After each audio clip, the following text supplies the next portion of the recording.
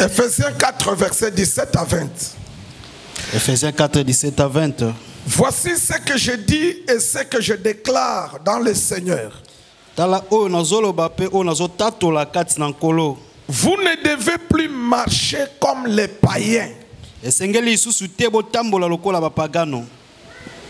qui marchent selon la vanité de leurs pensées.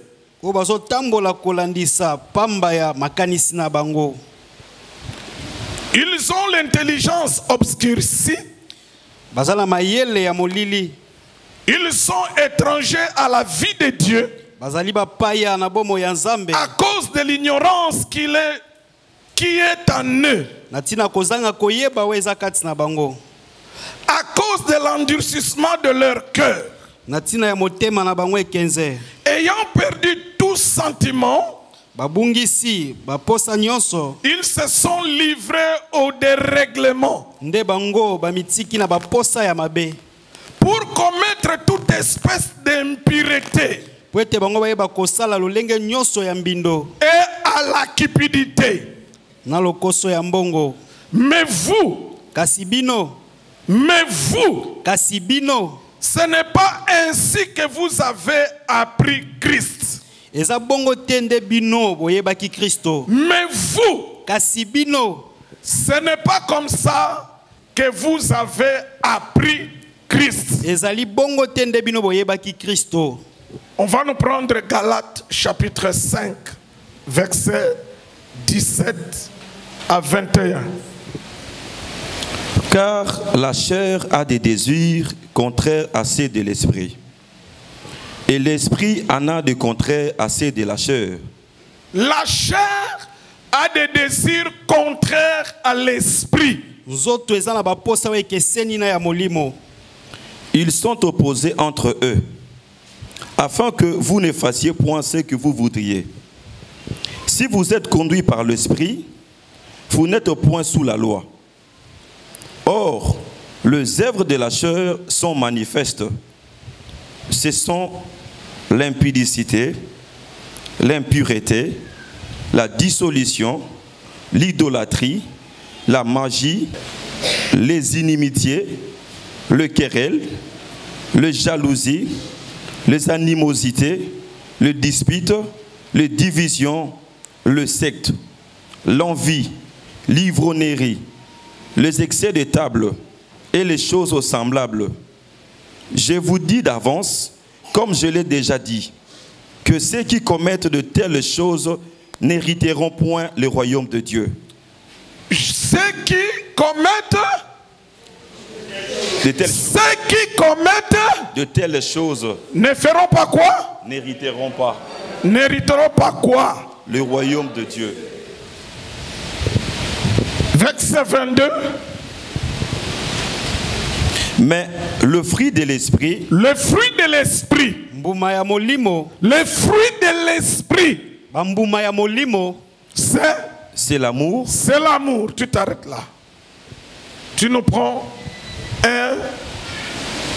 Pierre 1, 15 à 16. 1 Pierre 1, 15 à 16.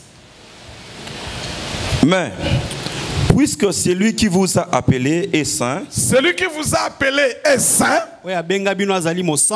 vous aussi, oui, soyez saints dans toute votre conduite. Soyez saints dans quoi? Dans toute votre conduite. Église, on dit soyez saints dans quoi? Soyez saints dans la conduite. Soyez saints dans la conduite.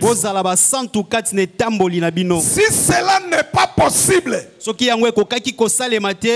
la parole n'aurait pas dit cela. C'est que c'est possible. Oui. Vous serez saints car je suis saint. Vous serez saints car je suis saint. Que le Saint-Esprit nous enseigne ces choses pour notre édification, pour la gloire du Seigneur. Au nom de Jésus. La croix La croix de Jésus. Les lieux de notre union à un seul peuple. La croix. Les lieux de notre bénédiction.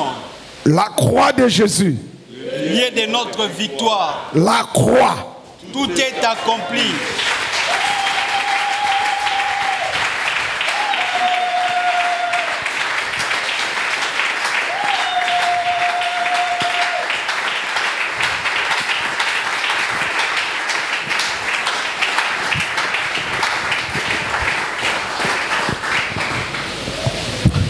Que la paix du Seigneur soit avec vous. Amen. Que la paix du Seigneur soit avec vous. Amen. Mettez-vous.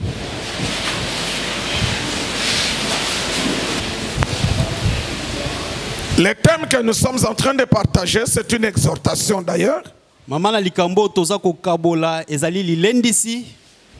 Ça s'intitule La grâce n'est pas le visa pour le péché.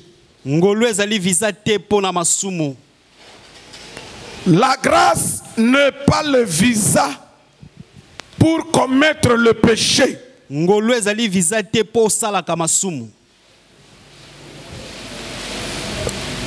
Mes frères et sœurs,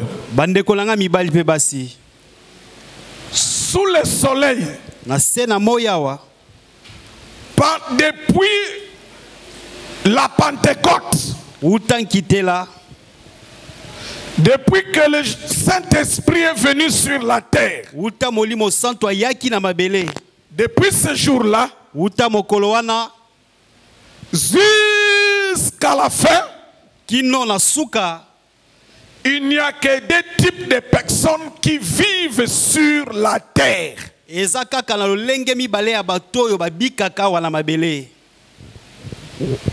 Depuis que Jésus est mort à la croix et le Saint-Esprit est venu inaugurer le salut, depuis ce jour-là, il n'y a que deux lignées sur la terre. La première lignée, c'est la lignée des païens. Et la deuxième lignée, c'est la lignée de tous ceux qui sont en Jésus-Christ, qu'on appelle les chrétiens. Il n'y a que ces deux lignées chez les nations. Parce que Israël a une lignée à part. On n'amène pas Israël dedans. Chez nous, les gens de nation, il n'y a que deux lignées. Depuis que le Saint-Esprit est venu sur la terre. Quelqu'un me comprend? Commençons avec la première lignée qui est la lignée des païens. Parce que l'apôtre Paul dit ceci.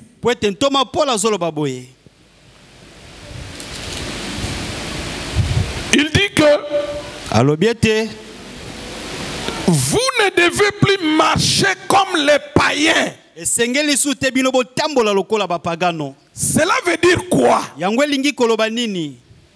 Que les païens ont leur façon de marcher.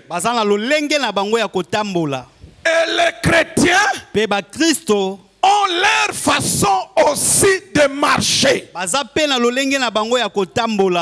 Comme il y a deux lignées sur la terre, il y a aussi deux façons de marcher. Les païens ont leur façon de marcher et les chrétiens ont leur façon aussi de marcher. C'est pourquoi l'apôtre Paul le dit: vous ne devez plus marcher comme les païens. Quelqu'un me comprend? Qui est païen? Vous savez aujourd'hui que, aujourd'hui, si tu appelles quelqu'un païen, tu as un problème. Lelo soko bengi moto, azamo pagano, yozwinde likambo. C'est qui un païen? Mo pagano azanani. Le païen, mo pagano, c'est le fils d'Adam dans la chair. Azali mwana ya Adam kati na nzoto. Le païen, mo pagano, c'est le fils d'Adam dans la chair. Azali mwana ya Adam kati na nzoto. Le païen, mo pagano, c'est aussi azali pe toute personne qui n'a pas cru en Jésus. Moto nyonso endimela Kristo te. Toute personne qui n'a pas reçu Jésus dans sa vie. Moto nyonso ayamba Yesu te na bomo inaye. Toute personne qui ne croit pas dans son cœur à Jésus. Moto nyonso andimaka te na motema na ye na Yesu. Toute personne qui n'a pas le Saint-Esprit. Moto nyonso azana molimo mo santu te. Or, pour avoir le Saint-Esprit, zoka pona kozwa molimo mo santu, tu dois croire du cœur en Jésus. Esengelo ndimela Yesu tu na dois naître de nouveau. Esengelo bota mambota masika. Pour naître de nouveau, il faut croire à la parole. Croire comment? On ne croit pas de la bouche. On croit du cœur. Là, nous sommes dans Romains chapitre 10. Romains 10, le verset 9 et le verset 10. Écoutez ce que la parole dit. Car c'est en croyant du cœur qu'on parvient à la justice. C'est en croyant du cœur. Si tu peux encore nous prendre Acte 8, verset 37. Écoutez ce que la parole dit. Comme ils continuaient leur chemin, la route, il s'agit de l'eunuque éthiopien et de Philippe. Philippe, lui, il croit déjà en Jésus. Il est prédicateur. Maintenant, il a vu l'eunuque éthiopien en train de lire. Philippe lui pose la question. Est-ce que tu comprends ce que tu es en train de lire? Et l'eunuque lui répondit. Comment vais-je comprendre? Parce qu'il n'y a personne qui m'explique cela. Alors Philippe a commencé à lui expliquer ce que lui lisait. Alors, quand l'eunuque a compris le message que Philippe lui donnait, pendant qu'ils étaient en train de marcher, oui frère, maintenant tu peux continuer. Ils rencontrèrent de l'eau. Ils rencontrèrent de l'eau. Et l'eunuque dit, voici de l'eau. Oui. Qu'est-ce qui empêche que je ne sois baptisé? L'eunuque veut être baptisé. Il dit, qu'est-ce qui m'empêche? Écoutez la réponse de Philippe. Philippe dit, oui. Si tu crois de tout ton cœur. Si tu crois de tout ton cœur. Le problème du salut, ce n'est pas croire dans la bouche. Ce n'est pas d'abord de parler de Jésus dans la bouche. C'est de parler de Jésus dans le cœur. C'est de croire du cœur. Venir à l'église ne veut pas dire que tu crois en Jésus. Aller prier à la montagne ne veut pas dire que tu crois en Jésus. Prêcher la parole ne veut pas dire que tu crois en Jésus. Prophétiser avec précision ne veut pas dire que tu crois en Jésus. Croire en Jésus, tu dois donner à Jésus ton cœur. Est-ce que quelqu'un m'écoute? l'église. Quelqu'un m'écoute?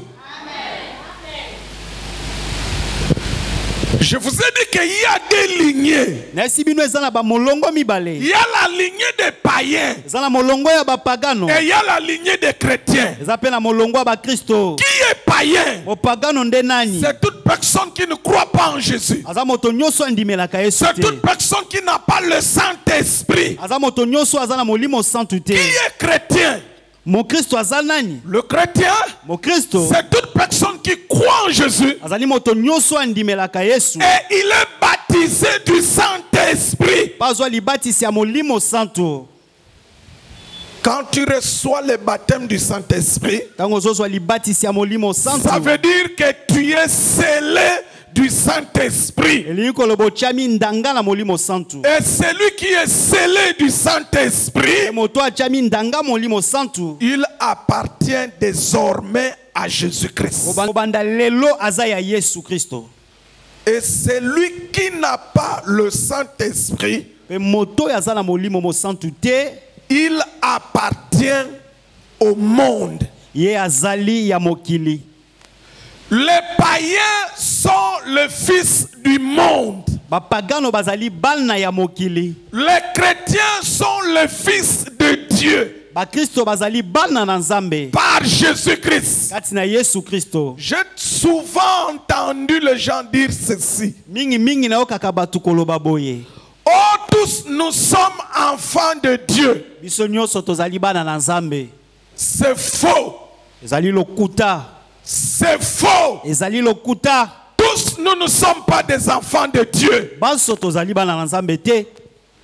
Un enfant de Dieu, on le devient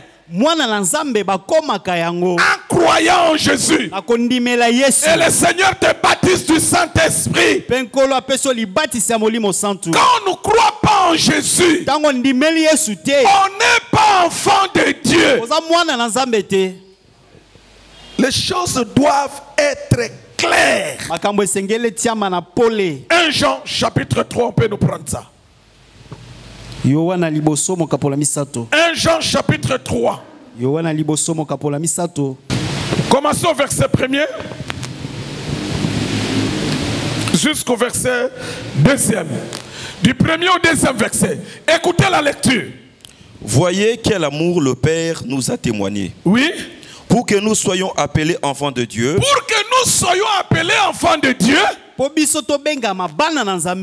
Père a manifesté son amour. Oui. Et nous le sommes.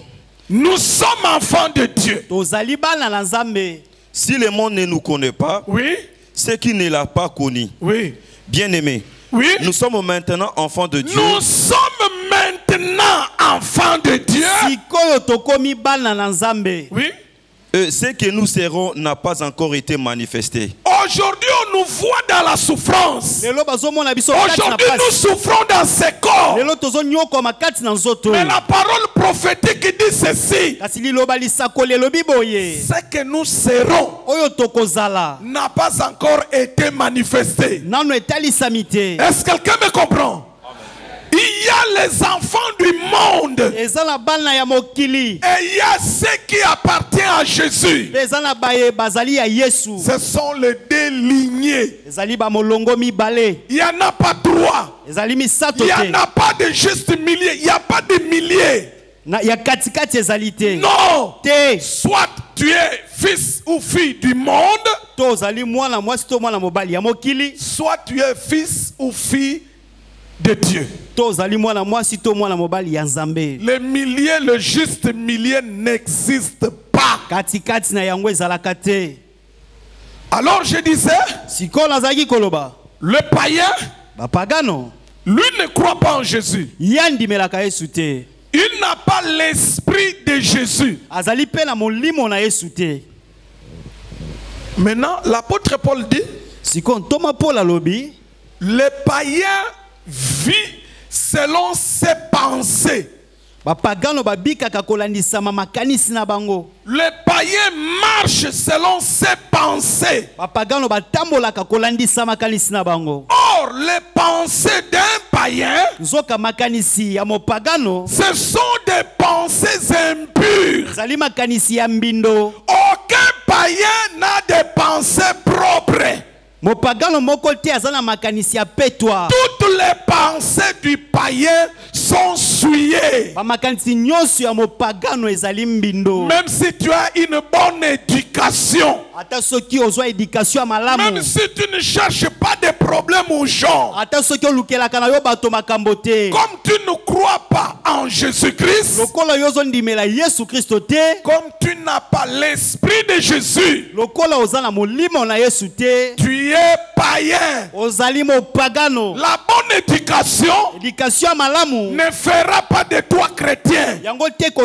Non, la bonne éducation, étudier dans ces bonnes écoles, avoir une bonne éducation, ne fera jamais de toi chrétien. Pour être chrétien, on croit en Jésus. Il faut croire dans ton cœur que Jésus est mort pour toi. Tu dois naître de nouveau. Tu crois la parole et le Seigneur te baptise du Saint-Esprit. Et tous ceux qui croient en Jésus, qui ont l'esprit de Jésus, ils sont enfants de Dieu. Maintenant, dans la marche sous le soleil, il y a aussi deux façons de marcher. Les païens ont leur façon de marcher. Les chrétiens aussi ont leur façon de marcher. Voici la manière des païens de marcher. D'abord, le païen, il a l'intelligence obscurcie. Même s'il est docteur en économie, même s'il est docteur en mathématiques, comme il n'a pas Jésus, son intelligence là est obscurcie.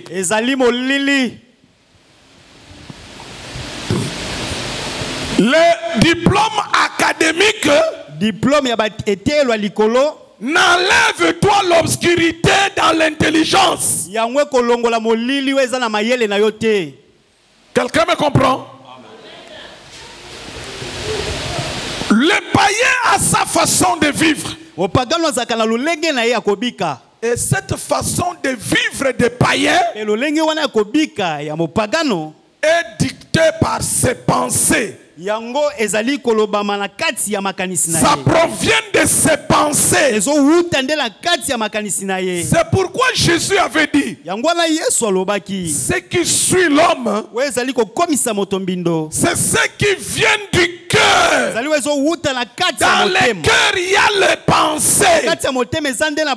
Or, le cœur des païens est rempli de mauvaises pensées.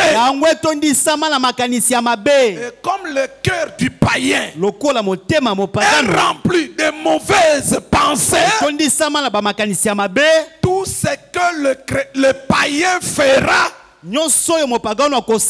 ne sera que souillé. Tout ce que le païen pensera, c'est souillé. Quelqu'un me comprend? Amen. Alors, c'est cette mauvaise pensée qui dicte la manière de vivre d'un païen. Or, le Seigneur Jésus a dit, voici ce qui se retrouve dans le pensée du cœur de l'homme. C'est les impuretés. Quand on dit impureté, je prends l'exemple d'une impureté. L'homosexualité, c'est l'impureté.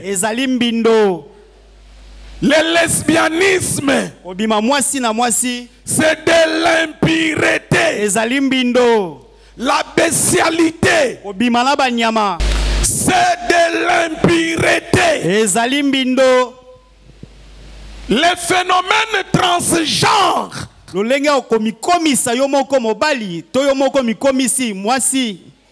c'est de l'impureté. Tu es un homme. Tu te réveilles. Tu te dis qu'à partir d'aujourd'hui, je suis devenu femme. Et tu vas faire comment? Il se réveille. Il va au supermarché. Il commence à faire du shopping. Il achète le jeep. Il achète de tout ce qui est féminin. Des rouges à lèvres. Tout ce qui est féminin. Tout ce qui est pour femme. Lui, il achète aussi les talons.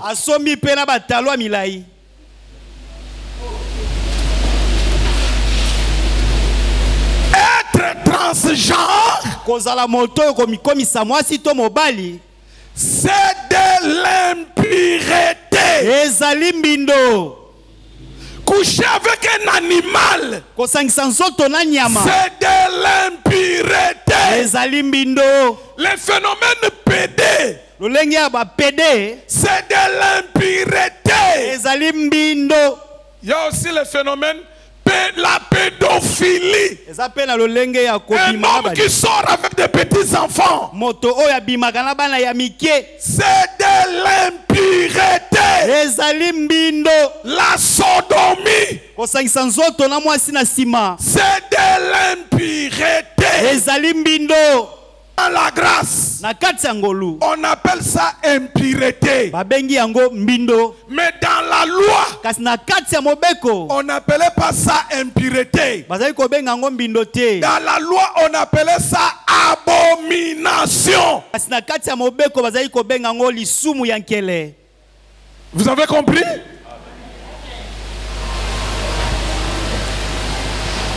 Les païens ont leur façon de se comporter à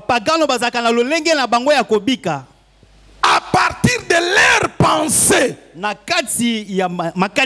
À partir de leurs pensées, ils sont souillés, leurs pensées sont impures. Ça ne peut pas plaire à Dieu. Dans les pensées d'un païen, quelle que soit son bonne éducation, mais dans ses pensées, Dieu le voit souiller. Quelqu'un me comprend? Donc, si un païen doit marcher dans l'impureté, les chrétiens, lui, marchent dans la sainteté. Dans le cœur du païen, il ne se trouve que des pensées souillées. J'insiste, quel que soit ses diplômes, quelle que soit sa bonne éducation,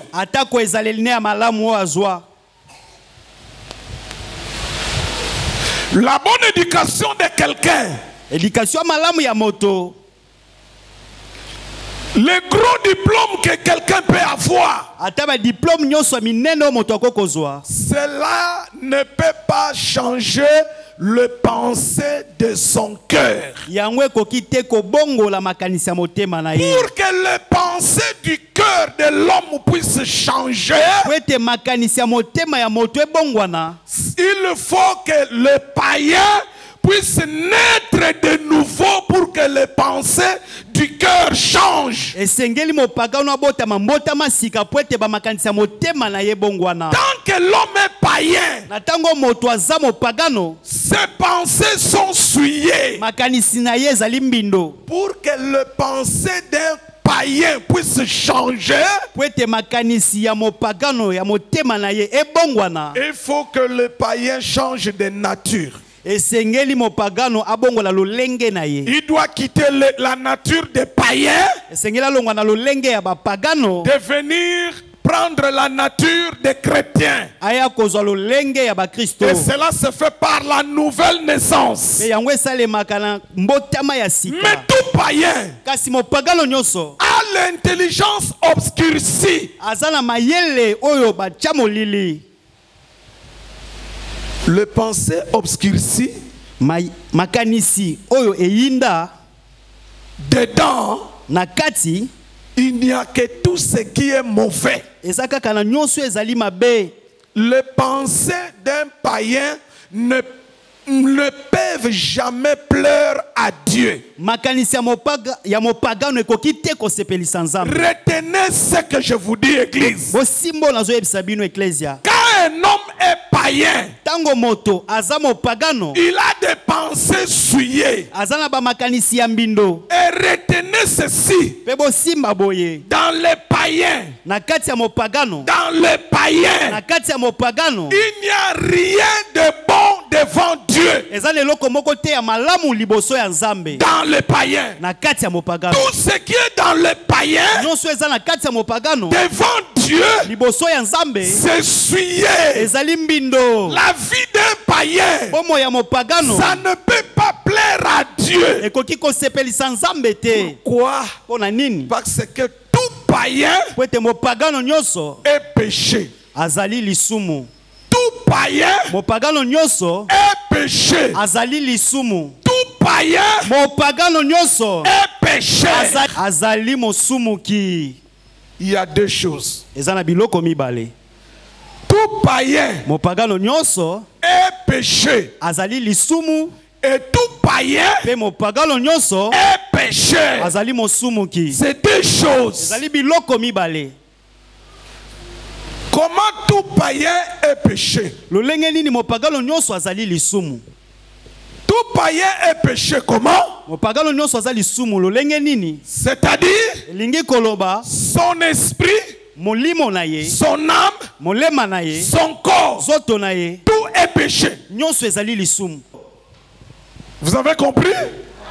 Donc être péché, c'est avoir encore la nature adamique. Vous avez compris? Et tout païen est pécheur. Tout païen est pécheur. Cela veut dire quoi? Cela veut dire que le péché est sa façon de vivre. Être pécheur veut dire vivre dans le péché. Un païen vit dans le péché, mais le chrétien vit dans la sainteté. Il y a deux façons de vivre. Si le païen est péché, le chrétien, lui, il est saint. Vous avez compris? Si le païen est péché, le chrétien, lui, il est pur. Si le païen est pécheur, le chrétien, lui, il est saint. Et il y a deux façons de marcher. La façon des païens de marcher, c'est l'impureté, comme je venais de dire. C'est l'impudicité. On trouve l'adultère dans le cœur du païen. On trouve de la haine. On trouve de l'envie, de la convoitise, de la cupidité. C'est ce que Galate est en train de nous citer. Galate 5, appelle cela le désir de la chair. C'est ce qui remplit le cœur du païen. Dans le cœur du païen, tout est souillé. Tout est souillé. Il n'y a rien de bon. Quand un païen est là calme dans son cœur, tout est mauvais. C'est comme ça que Dieu voit le païen. C'est pourquoi Dieu les appelle les fils du monde. Ils ont leur manière de vivre. Dans le cœur du païen, il n'y a que des coups bas, de l'orgueil. Dans le cœur du païen, il n'y a rien de bon qui puisse plaire à Dieu.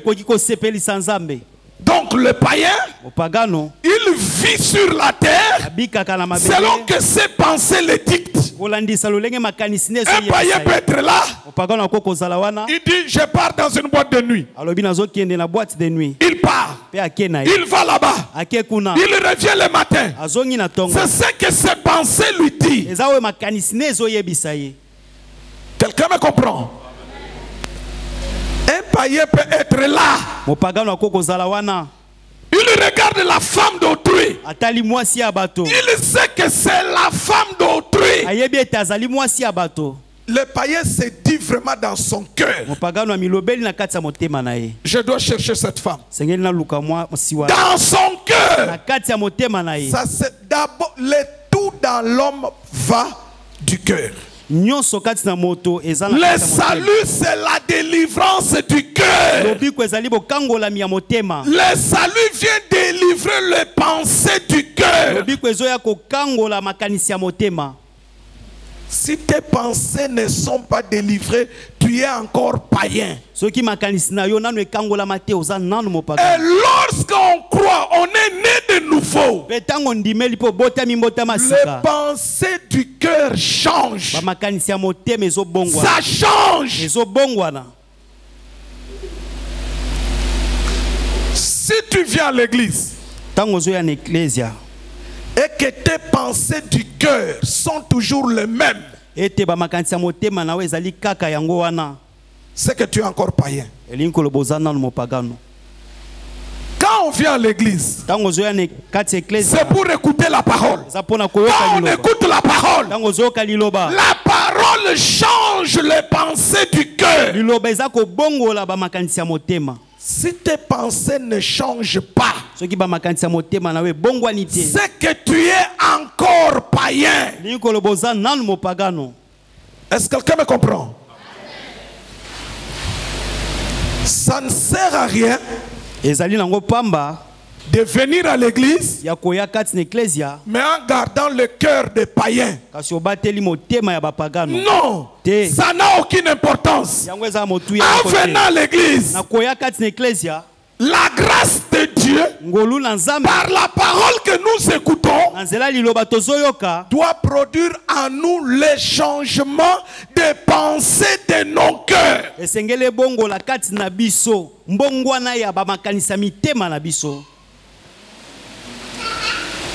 Le païen, il marche dans la cupidité. Le païen marche dans l'égoïsme. Le païen, il marche dans l'idolâtrie. Le païen marche dans la méchanceté. Mais quand on est converti en Jésus, qu'est-ce que Jésus va faire? Jésus va changer le pensée de ton cœur. Il va s'aimer qu'une seule chose. Dès que quelqu'un est né de nouveau, c'est-à-dire il est né de la parole, il est né de l'esprit. L'esprit en venant dans cet homme, il va s'aimer qu'une seule chose. La seule chose que l'esprit sème dans l'homme,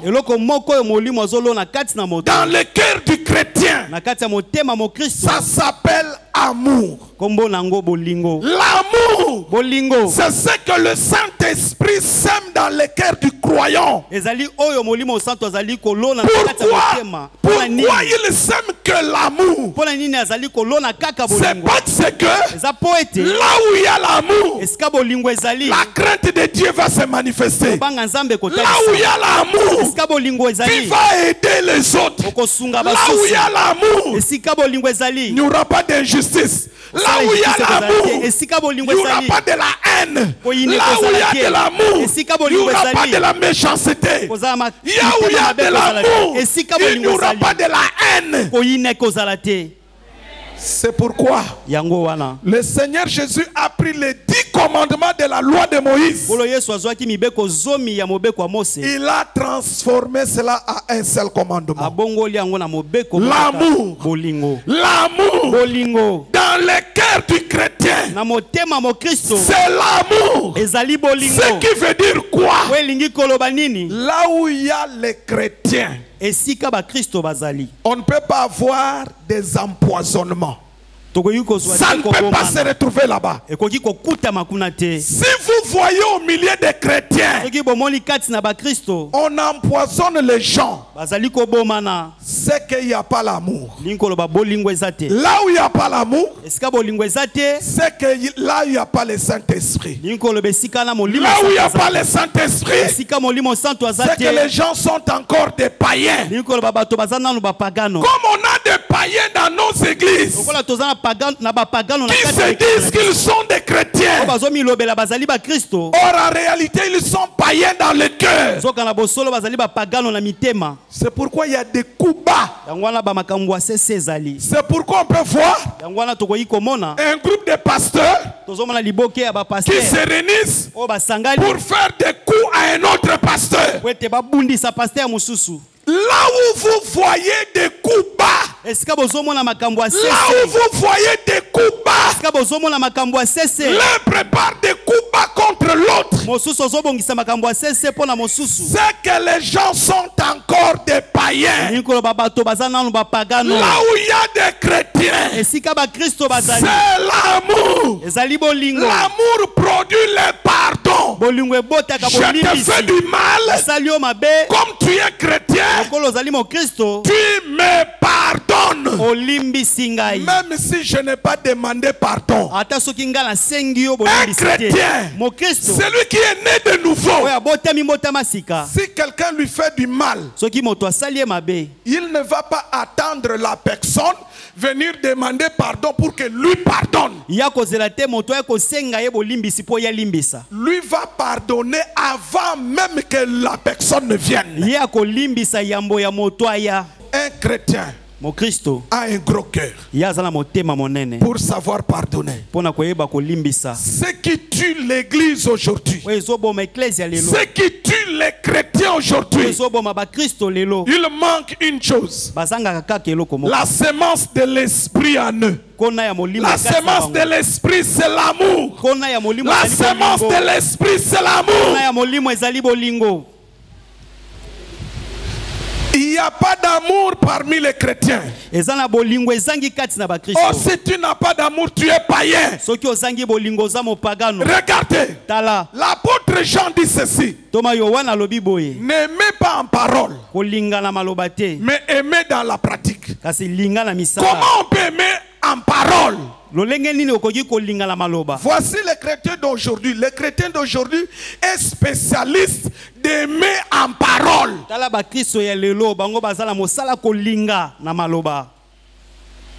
Quelqu'un vient et dit: bon, je n'ai pas mangé. Il dit: que Dieu te fasse grâce. Il laisse la personne partir. Tout celui qui fait ça, tu n'as pas d'amour. Je reprends. Tout celui qui fait ça, tu n'as pas d'amour. L'amour consiste à ceci. Tu vois quelqu'un dans les besoins, tu dois les secourir. C'est ça l'amour. Aimer en pratique, n'aimer pas en parole. Le païen aime en parole, mais le chrétien doit aimer en pratique. Mais aujourd'hui c'est le contraire. Aujourd'hui le païen aime dans la pratique et le chrétien aime dans la bouche. Non. Non. Non. La vie du chrétien, c'est la vie de la sainteté. L'amour produit la sainteté. Celui qui a l'amour de la parole, ça va produire en lui la sainteté. Pourquoi tu ne marches pas dans la sainteté? C'est parce qu'en toi il n'y a pas l'amour de la parole. L'amour de la parole produit la sainteté. Or, 1 Thessaloniciens 4, verset 3. Ça nous dit, ce que Dieu veut, c'est votre sanctification. Ce que Dieu veut, c'est votre sanctification. Oui. C'est que vous vous absteniez de l'impudicité. Oui.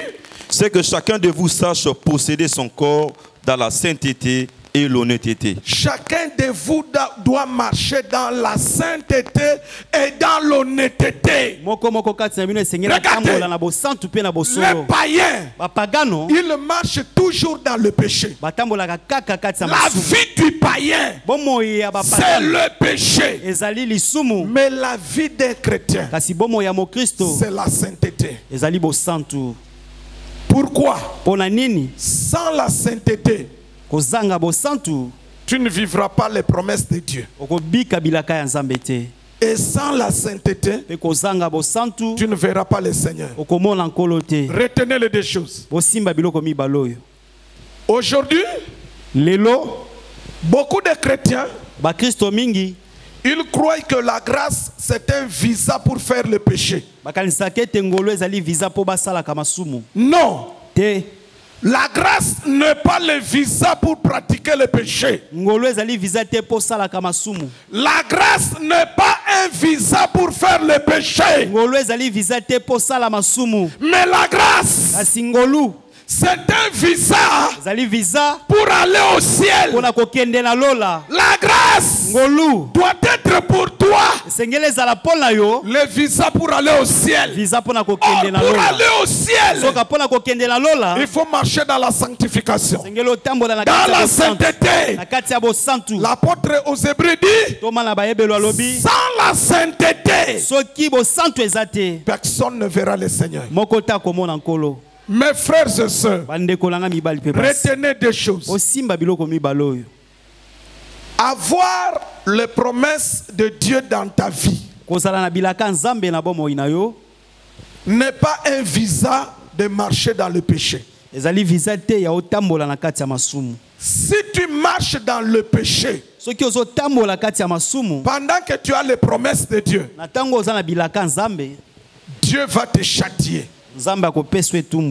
Dieu va te châtier si réellement tu es enfant de Dieu. Parce que Dieu dit, je châtie tout ce que j'aime. Regardez, si tu es vraiment un enfant de Dieu, quand tu vas pécher, Dieu doit te châtier. Mais si tu pêches, tu vois que Dieu ne te châtie pas, c'est que tu n'es pas enfant de Dieu. Pourquoi? Parce que Dieu lui-même dit, moi je châtie mes fils. Mais si toi tu viens à l'église, si toi tu te dis païen chrétien, mais tu vis dans le péché, mais Dieu ne te frappe pas, Dieu ne te punit pas. Rassure-toi, tu n'es pas enfant de Dieu. Est-ce que quelqu'un me comprend? Il y a des vies, deux façons de marcher sous le soleil. Il y a la manière des païens, il y a la manière des chrétiens. Les païens vivent dans le péché parce que dans leur cœur il n'y a que le péché. Les chrétiens vivent dans la sainteté parce qu'en eux il y a la sémence de Dieu. Tu as la sémence de qui? Tu marches comment?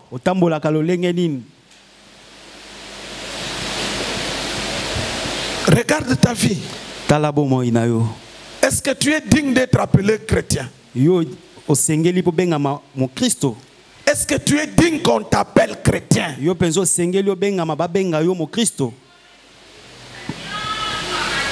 La deuxième chose. La première, j'ai dit, si tu as des promesses et que tu marches dans le péché, Dieu va te châtier. Là, nous sommes dans Jérémie chapitre 18. Le verset 7, 8, 9, 10.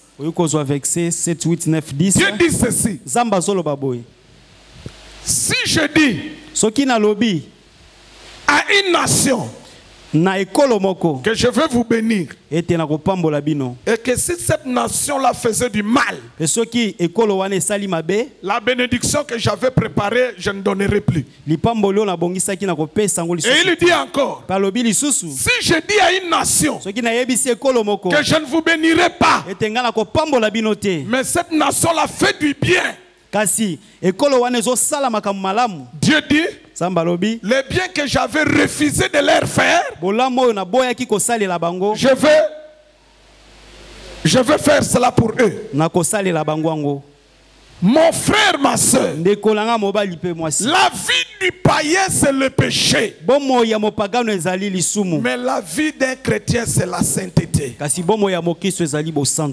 La vie du péché chez le païen, ça plaît au diable. La vie de la sainteté chez les chrétiens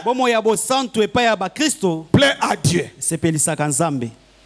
Tu es païen ou tu es chrétien, c'est ta vie qui doit montrer cela. Que Dieu bénisse sa parole.